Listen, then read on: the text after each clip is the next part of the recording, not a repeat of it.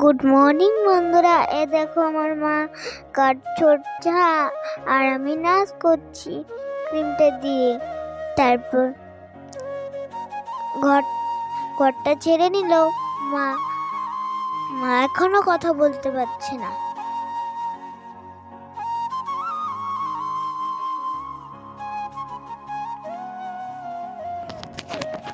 Good morning বন্ধুরা, তোমরা সকলে কেমন আছো? আশা করি ভালো আছো। তো দেখো, আরও একটা নতুন ভিডিও নিয়ে চলে এসেছি তোমাদের সামনে। আশা করি ভালো লাগবে। তো তোমরা দেখতে থাকো। আমার না শরীরটা কালকে রাত্রে থেকে প্রচণ্ড খারাপ, সেই কারণে আমি ভালো মতো ভয়েস ওভারও দিতে পারছি না। খুব কষ্ট হচ্ছে কথা বলতে, তবুও কিছু করার নেই, তোমাদের সাথে তো গল্প করতে হবে। তো এদিকে দেখো, আমার ভ্যালেন্টাইন্স ডে রোজগুলো এখনও সুন্দর রয়েছে, এখনও শুকিয়ে যায়নি, তাই গুছিয়ে রাখছিলাম, দেখছিলাম। আর ওই পিঙ্ক রোজটা না মেয়ে দিয়েছিল। এদিকে মেয়ে পড়তে বসে গেছে ওর বাবার সাথে, বাবা পড়াচ্ছিল। আমার তো ক্ষমতা নেই, সকাল সকাল দেখি কথাই বলতে পারছি না।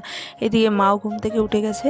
তো মাকে বললাম, তুমি এখন আর বিছানা থেকে ওঠো না, তুমি ব্যায়াম করতে থাকো, আমি তোমার বিছানাটাকে পরে গুছিয়ে নিব, তারপর বাইরে বের হয়ে মন্দির দর্শন করে নিব। কোথায় যাচ্ছিস?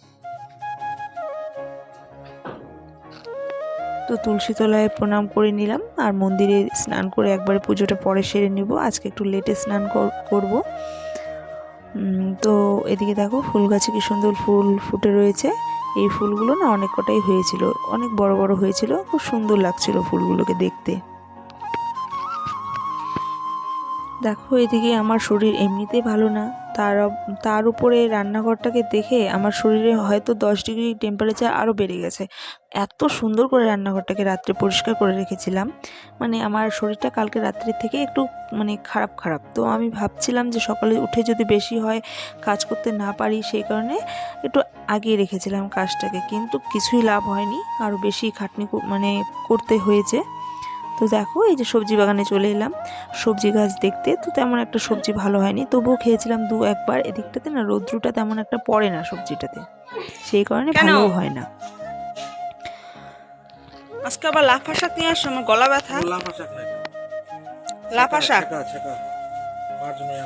পানান চুরি বাবা, যত আনছো। ধরো বিহারের রুই, বিহারের কাতলা, কাতল মাছ।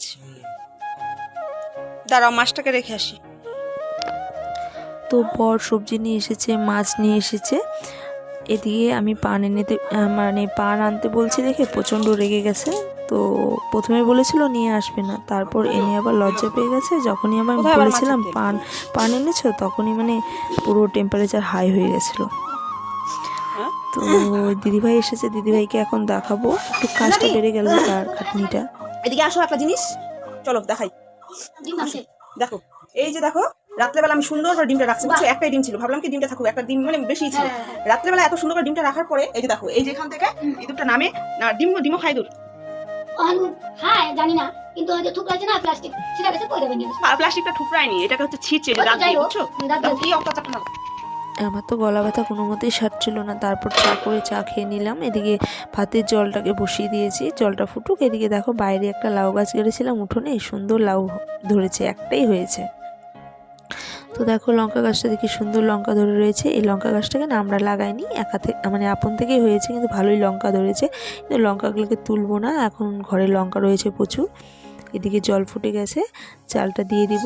আর আমাকে একটু ঝটাপট রান্না করতে হবে। বর বললো যে তাড়াতাড়ি আমাকে রান্না করে দাও, আমি এক জায়গায় বের হবো। তো আমি বললাম আচ্ছা ঠিক আছে, তুমি স্নান করে নাও, তুমি রেডি হতে হতে আমার এদিকে রান্না হয়ে যাবে। তো আমি যতদূর পারবো তাড়াতাড়ি করার চেষ্টা করব, যাতে খেয়ে যেতে পারে। আর ছেলে মানুষরা না খেয়ে বের হলে না ভালো লাগে না। প্রথমে না ভালো মন্দ রান্না করে নিজেদের খেতেও ইচ্ছে করে না। তো এই যে দেখো, মাছটাকে ধুয়ে নিয়েছি। তারপর এই যে মাছের তেলও এনেছিল। মাছের তেল খেতে আমার তো ভালোই লাগে, রান্না করব। মাছের তেলটা গরম গরম মাছের তেল আর মাছ ভাজা দিয়ে খেয়ে যাবে। আর যদি এদিকে ঝোলটাকে করতে পারি, মাছের ঝোলটাকে, তাহলে তো খেতেই পারবে। তো এই যে দেখো, মশলা বেটে নিচ্ছি। মশলা বাটতে বাটতে না একটা কথা আজকে খুবই মনে পড়ছে। তো আমার এক জেঠিমা ছিল, জেঠিমা আর নেই আমাদের মধ্যে। তো জেঠিমা সবসময় বলতো যে মশলা যদি হয় চন্দন, তবে হবে রান্ধন। কেন বলতো কথাটা? মশলাটাকে না সুন্দর যদি চন্দনের মতো বাটা হয়, সত্যি রান্নাটা ভালো হয়। আর আমার না বেটে খেতেই ভালো লাগে মশলা। আমার এই মিক্সচার গ্রাইন্ডারের মশলা অল্প একটু মশলা অনেকটা হয়, সেই কারণে আমি করি না। তো লোকজন বেশি হলে করতে হয়, কিন্তু আমরা তো অল্প কটাই রান্না করব, সেই কারণে আর মিক্সচার গ্রাইন্ডারে আমি করি না, মশলাটা হাতেই করার চেষ্টা করি, খেতেও ভালো লাগে। তো দেখো মাছ ভাজা হয়ে গেছে, আর এদিকে এই যে মাছের তেলের আলু, এদিকে মাছের তেলে চচ্চড়িটাও বসিয়ে দিয়েছি। তো দেখো এই যে লাফার শাক এনেছিল, কিন্তু আজকে আর করবো না। লাফার শাক খেলে আর আমাকে খুঁজে পাওয়া যাবে না, প্রচণ্ড গলা ব্যথা, আর লাফার শাক খেলে ঠান্ডাও লাগে। তো এই যে দেখো সচ পাতা, কেউ কেউ বলে সব পাতা, আমরা তো সব পাতা বলি, এটা দিয়ে লাফার শাক দিয়ে একটা রান্না হবে। আজকে হবে না, যেদিন রান্না করব সেদিন অবশ্যই দেখাবো রান্নাটা। উত্তরবঙ্গের ট্রেডিশনাল রান্না হয় একটা, সেই রান্নাটা আজকে করবো না, যেদিন করব সেদিন অবশ্যই দেখাবো। আর এই যে দেখো ভাত বেড়ে নিয়েছি বরের জন্য, এখানে তোমার মাছের তেলের চচ্চড়ি, আর এদিকে মাছ ভাজা দিয়ে ওকে ভাত খেতে দিলাম, আর বললাম যে খেতে থাকো, আমি মাছের ঝোলটা বসিয়ে দিয়েছি, হয়েই গেছে হয়তো, তো তারপর ওটা দিয়ে দিচ্ছি। তো এই যে জল ফুটে গেছে, মাছটাকে দিয়ে দিলাম। এই যে আমার মাছের ঝোল কমপ্লিট, এবারে ওকে দিয়ে দিব খেতে। তো অনেক তাড়াতাড়ি রান্না করে ফেললাম, ও তো বলেছিল শুধু ইয়ে দিয়ে মানে মাছ ভাজা দিয়ে খেয়ে যাবে, কিন্তু অনেক তাড়াতাড়ি রান্না হয়ে গেছে। যাই হোক, খেয়ে যেতে পারলো, এটাতেই শান্তি।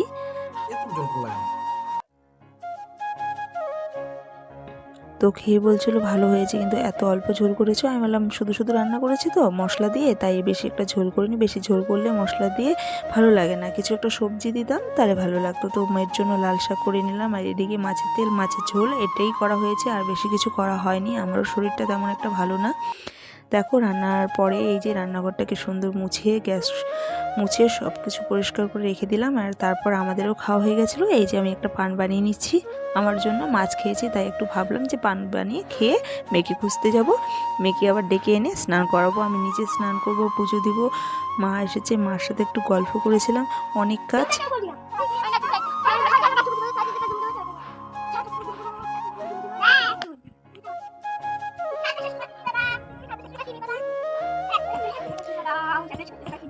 তো মেয়েকে খুঁজতে গিয়ে দেখি মেয়ে তো খুব সুন্দর খেলছে, আগে যেন বের হতে দিতাম না, সেই কারণে না মেয়ে ঘরে থাকতে থাকতে না কেমন একটা বোকা বোকা টাইপের হয়ে গেছে। তো এখন মাঝে সাঝে একটু বের হতে দিই, আজকে স্কুলটাও ছিল না। তো পাশে দিদি মানে এক বাড়িতে দিদির বাড়িতে খুব সুন্দর রান্না করছিল উনুনে, তো আমি এখানে বসে গল্প করছিলাম আর রান্না দেখছিলাম। আর এদিকে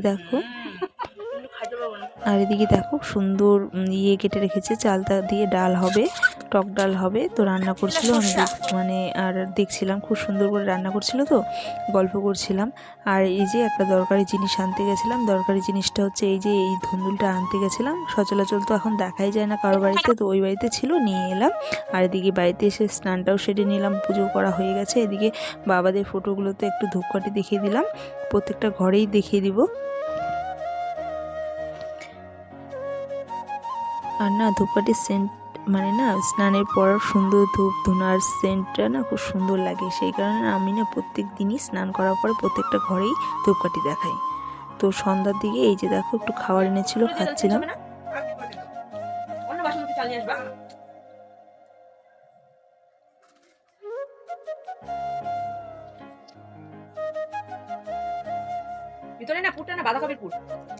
তো সন্ধ্যার দিকে বিছানা থেকে উঠতে পারছিলাম না, ও ছিল না বাড়িতে, তো ওকে ফোন করে বললাম আমার জন্য একটু জ্বরের ওষুধ এনো, কেমন একটা গলাটাও ব্যথা করছে, মাথাটাও ধরেছে।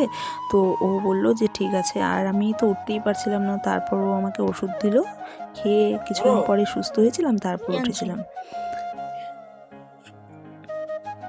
তো বন্ধুরা আজকে আর কন্টিনিউ ভিডিওটা করতে পারিনি, শরীরটা প্রচণ্ডই খারাপ লাগছে। তো বন্ধুরা ভালো থেকো, সুস্থ থেকো, বাই বাই, গুড নাইট।